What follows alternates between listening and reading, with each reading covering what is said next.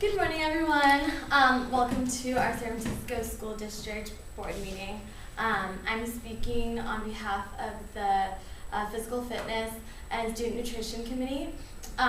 We are addressing the issue that we reviewed at our last meeting about the increase of childhood obesity within our school districts. This is a problem in California, but also more specifically in San Francisco. Back in 2010, we had the 2005 in California, the obesity rate was 34%, and in San Francisco, it was only 25%. But over the past few years, we've seen that the rate of the San Francisco childhood obesity rate has raised at a much faster rate than California, so we need to see what we can do to address that. As we covered in our last discussion, there were a few factors: the school lunches were poor quality, the physical education that we offered during school hours were not sufficient to the recommended amount for students, and then also the vending machines were causing issues with the other efforts that we were doing to try and get rid of this problem. So we are going to have a new lunch menu. We definitely want to include vegetables as a main course because they've been just as side dishes, like a side of peas and corn, which isn't sufficient. If there's pizza offered, they're not going to eat them. So we're going to offer more vegetables. I want to do this in like vegetable fried rice or skewers, something like that. I want to take out cheese because right now we have cheese pizza, cheese quesadillas, cheese like everything, nachos. For example, the mac and cheese can be replaced by pesto pasta, something that kids also like, a lot healthier. And just in general, when we rework the menu, if we can take it down for the fat, sodium, and sugar to less than 30% of the daily value, then we can make sure that throughout the children's diet, they'll be getting a roughly healthier amount. Also, our physical education program is going to change a little bit. Right now, we're only conducting PE classes in schools once a week, and I want to increase this to 2 times a week. Right now, they're only at 1 hour, and I want to change this to 1.5 hours.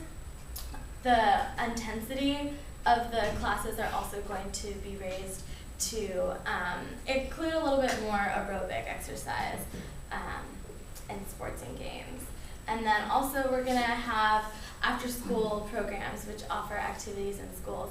These are going to be led by high school seniors because the high school seniors have a requirement for a certain amount of volunteer hours to graduate, and this is kind of a 2 birds, 1 stone deal, whereas we can put them in contact with the elementary schools and have them do these. The career counselors at the high schools will be connecting them with the schools, so that's how that's going to work out. And all the supplies for these after-school programs and sports are already in place from the PE classes, so they can just use the same ones.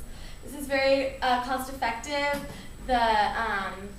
This is Sysco's information price per pound on cheese, pepperoni, brown rice, and mixed vegetables. As you can see, even though dairy and meat products are heavily subsidized by the government,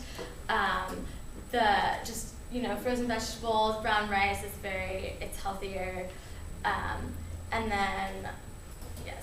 So eliminating vending machines is also going to have money for us to redirect within the department. We can take this money that we're going to get and put it into paying the PE teachers to come 1 more time a week and restructuring the menu.